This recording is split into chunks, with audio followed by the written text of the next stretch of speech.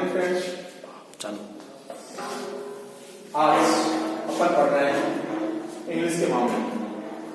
English में आप लोगों ने जैसे डिग्री पढ़ी होगी, क्लॉज पढ़े होंगे, वर्ब्स पढ़ी होंगी।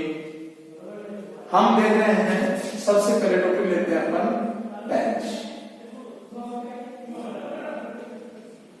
जिनको हम हिंदी में कहते हैं काल। टेंस कितने प्रकार के होते हैं?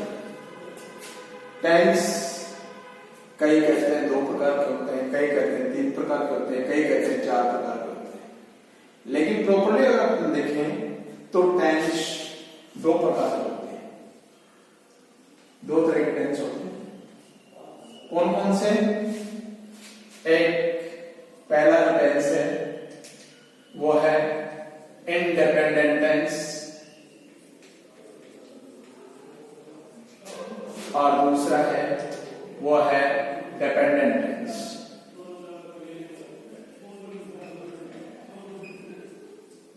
इंडिपेंडेंट टेंस जो अपने आप में स्वतंत्र होते हैं, किसी के ऊपर निर्भर नहीं होते, और डिपेंडेंट टेंस ये किसी न किसी विषय वस्तु के ऊपर निर्भर करते हैं। इंडिपेंडेंट टेंस कौन कौन से हैं? प्रेजेंट टेंस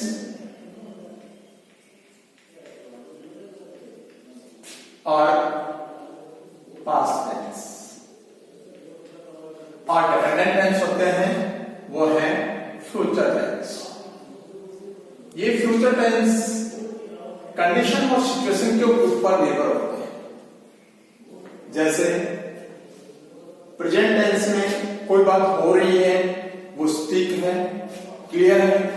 पास्ट में हुई है, उसके लिए हमने पास्ट में जो देखा है, जो किया है, उस बात को हम बता सकते हैं। लेकिन फ्यूचर में केवल हम इमेजिनरी कर सकते हैं, कल्पना कर सकते हैं। जैसे कि मैं कल ये कर लूंगा, परसों वो काम कर लूंगा, मैं ये पढ़ लूंगा, ये लिख लूंगा, ये देख लूंगा। तो ये क्या है? ये केवल एक कल्पना मात्र है।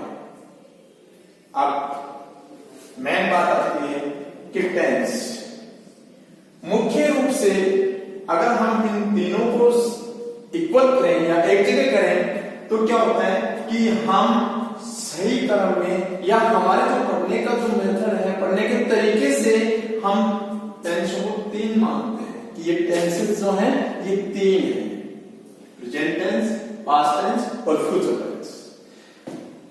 अब ये तो हो गई इनकी जो टेंस कितने प्रकार के होते हैं। प्रॉपर्ली ये 2 प्रकार के होते हैं, इंडिपेंडेंट टेंस और डिपेंडेंट टेंस। इंडिपेंडेंट टेंस ये किसी के ऊपर निर्भर नहीं होते हैं, स्वतंत्र होते हैं।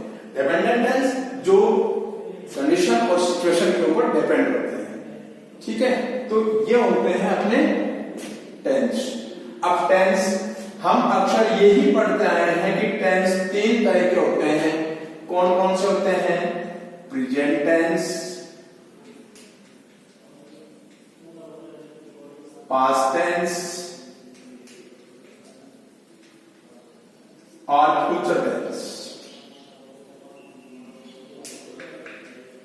जिनको अगर हम हिंदी शाब्दिक अर्थों में काम में लें तो इनके हिंदी शाब्दिक अर्थ होते हैं वर्तमान काल,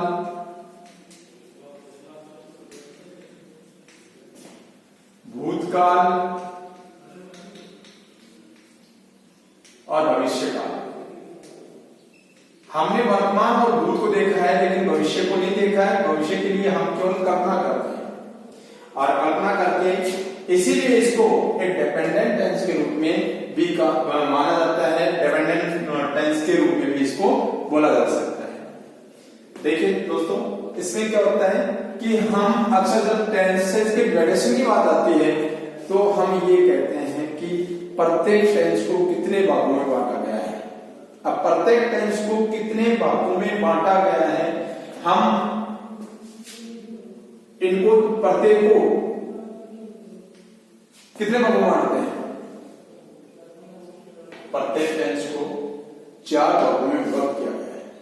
कितने भागों में विभक्त किया गया है? 4 भागों में। कौन कौन सी 4 भागों में? प्रेजेंट सिंपल,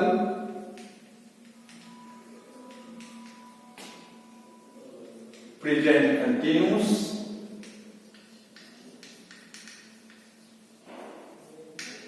प्रेजेंट परफेक्ट और प्रेजेंट परफेक्ट कंटिन्यूस।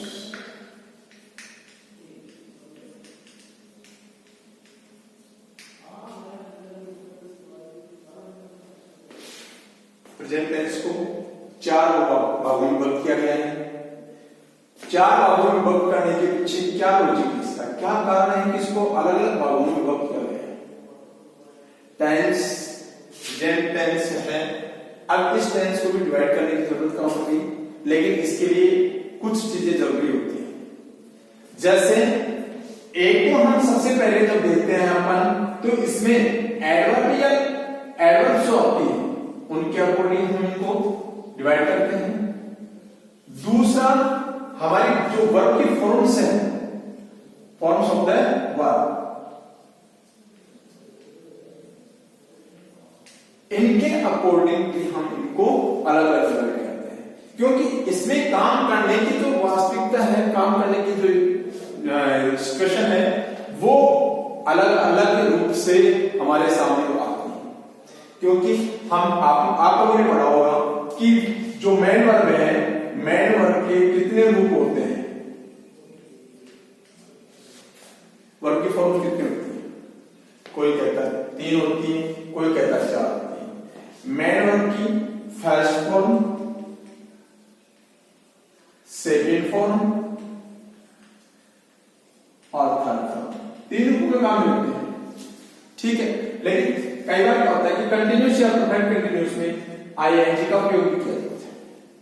ठीक है, तो हम इनकी एडवर्ब्स के अकॉर्डिंग, एडवर्ब्स क्या है, ये इसकी एक आइडेंटिफिकेशन करने के लिए, इसकी पहचान करने के लिए है। एडवर्ब जब आएगी तो हम उस एडवर्ब के अकॉर्डिंग हम ये देखेंगे कि ये कौन सी टेंस का सेंटेंस। इसी के साथ साथ मेन वर्ब की जो फॉर्म्स आती हैं, उन मेन वर्ब्स की फॉर्म्स के साथ अकॉर्डिंग हम वो सेंटेंस बनाते हैं। ठीक है, तो जो मेन वर्ब की फॉर्म्स हैं, उन फॉर्म्स के अकॉर्डिंग या फॉर्म्स को हम सेंटेंस के अकॉर्डिंग काम लेते हैं। इसी तरह से जिस प्रकार से अपन ने प्रेजेंट टेंस को डिवाइड किया है, उसी प्रकार से हम पास्ट टेंस को डिवाइड करते हैं।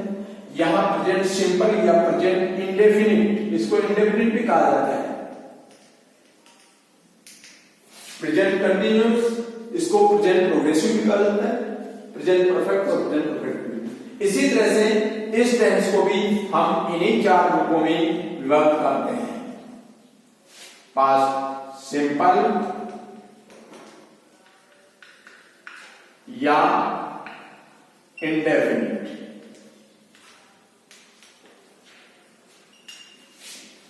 Past continuous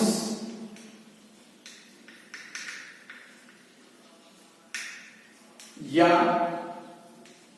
progressive tense, past perfect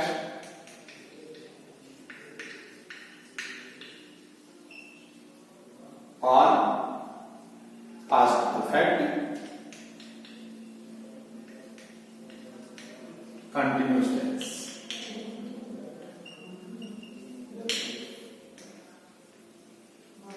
और इसी तरह से हम इसको भी डिवाइड करते हैं। फ्यूचर सिंपल,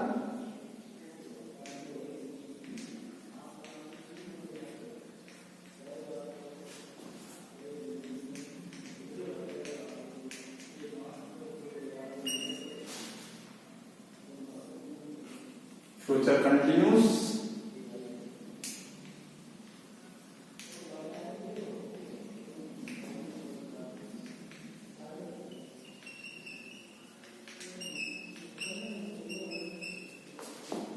फ्यूचर परफेक्ट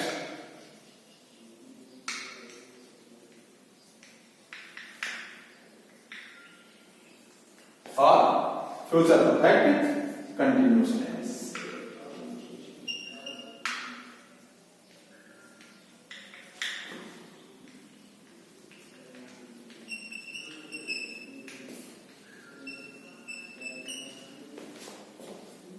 ठीक है।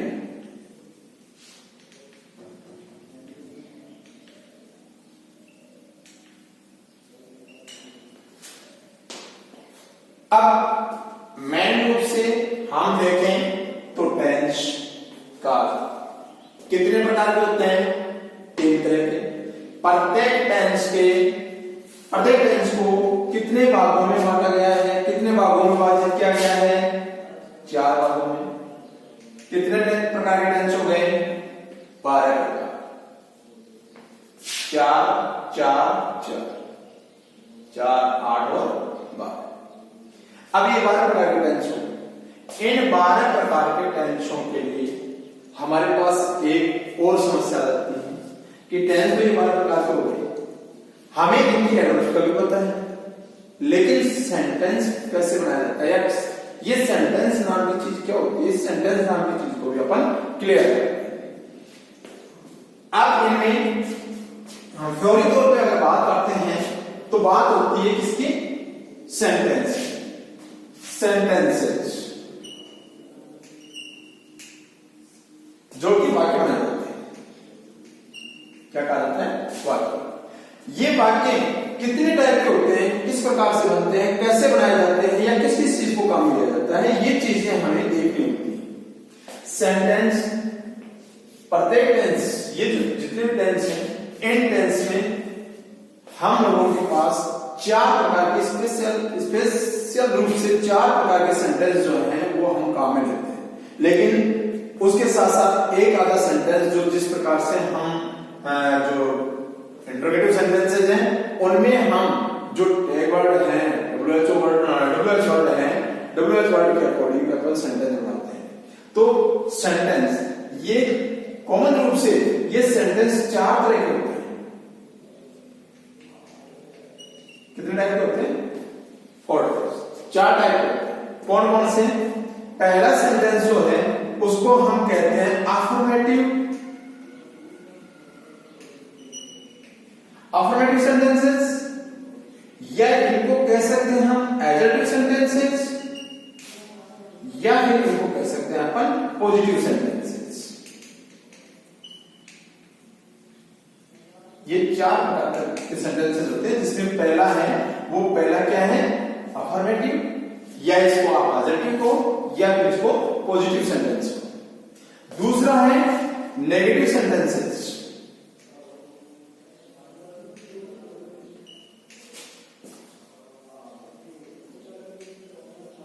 तीसरा है इंटरोगेटिव सेंटेंसेस।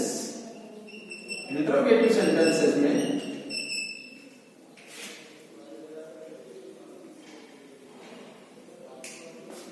और चौथा है अपना नेगेटिव इंटरोगेटिव या इंटरोगेटिव नेगेटिव सेंटेंसेस।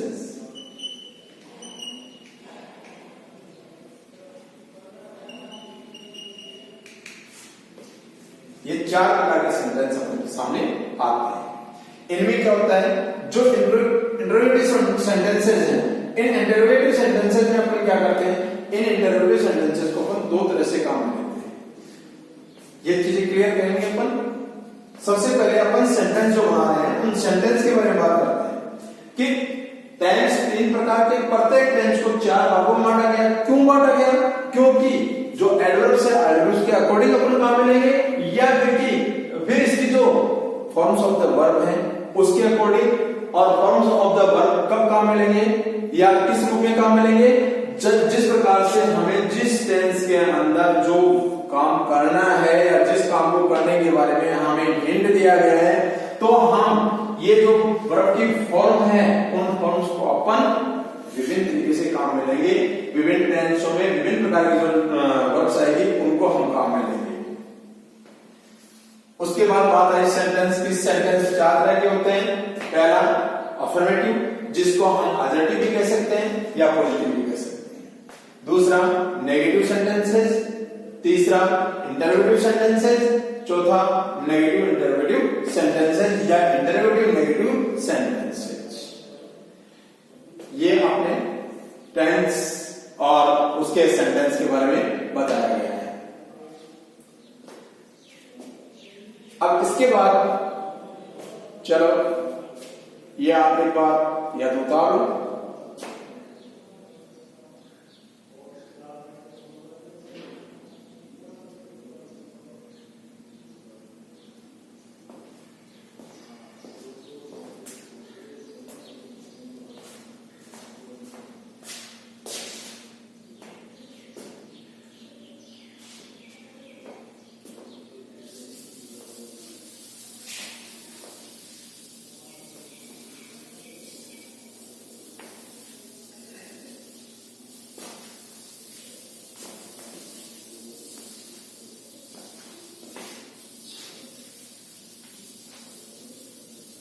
अब अपन बात करते हैं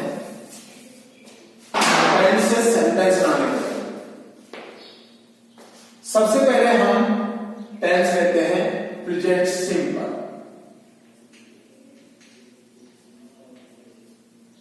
अब प्रेजेंट सिंपल या प्रेजेंट इंडेफिनिट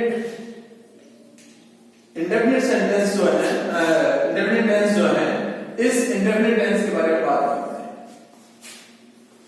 इस प्रेजेंट सिंपल या प्रेजेंट इंडेफिनिट टेंस की क्या पहचान होती है, किस प्रकार से इसको बनाया जाता है, उसको हम अपन बात करेंगे।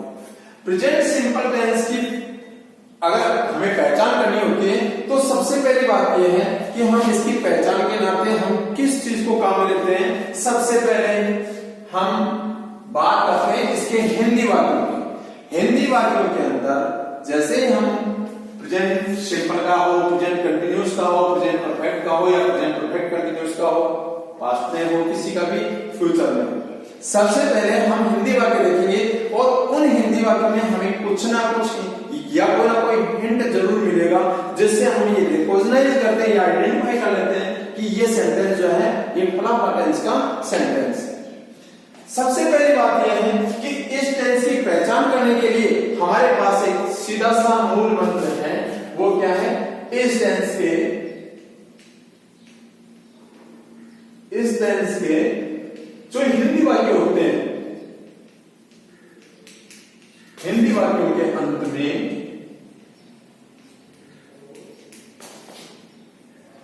ता है, ती है, ते है, ता हूं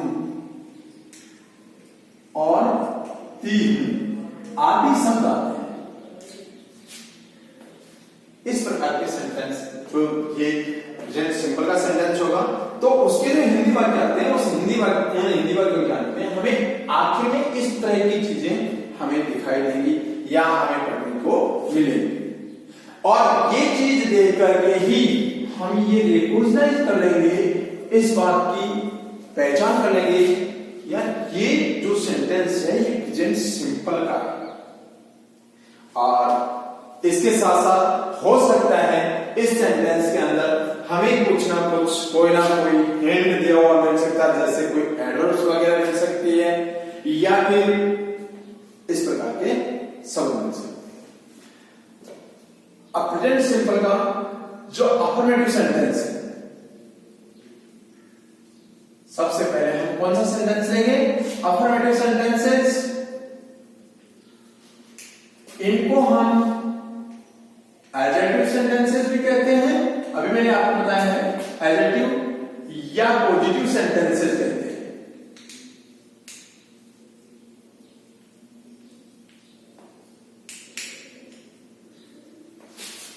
अफर्मेटिव का मतलब होता है स्वीकारात्मक, एडजेक्टिव का मतलब भी स्वीकारात्मक और पॉजिटिव का मतलब होता है सकारात्मक।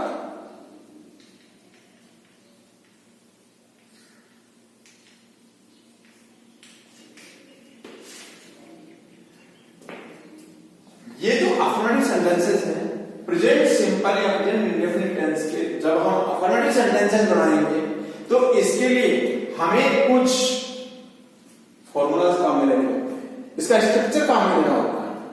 भाई गणित के सवाल में निकालते हैं तो गणित के सवाल निकालते समय हमें सूत्रों को याद रखना होता है। यदि किसी गांव जाते हैं तो गांव जाते समय रास्ता याद रखना होता है या उसका कोई ना कोई हिंट लेना होता है।